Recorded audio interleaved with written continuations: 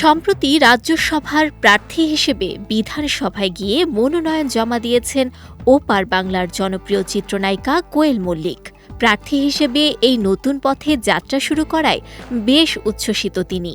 মনোনয়ন জমা দেওয়ার পর কোয়েল বলেন, এটা আমার কাছে বিশাল বড় একটি দায়িত্ব। জীবনের এক নতুন অধ্যায় শুরু হলো। সবার আশীর্বাদ চাইছি যাতে মানুষের উপকারে আসতে পারি এবং তাদের কল্যাণে কাজ করতে পারি।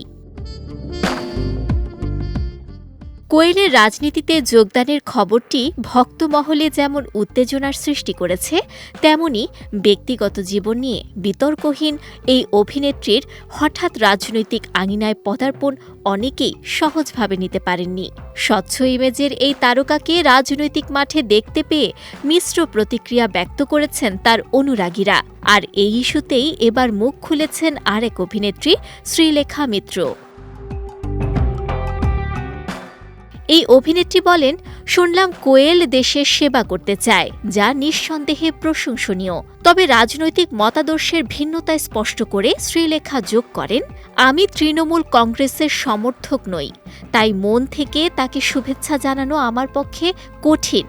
ব্যক্তিগতভাবে আমি কোয়েলকে পছন্দ করি এবং তাদের পরিবারের সঙ্গেও আমার একসময়ের দারুণ সুসম্পর্ক ছিল, কিন্তু রাজনৈতিক মতপার্থক্যের কারণে কোয়েলকে মন থেকে শুভেচ্ছা জানাতে পারছি না। শ্রীলেখার এই মন্তব্য এখন বেশ আলোচনার জন্ম দিয়েছে।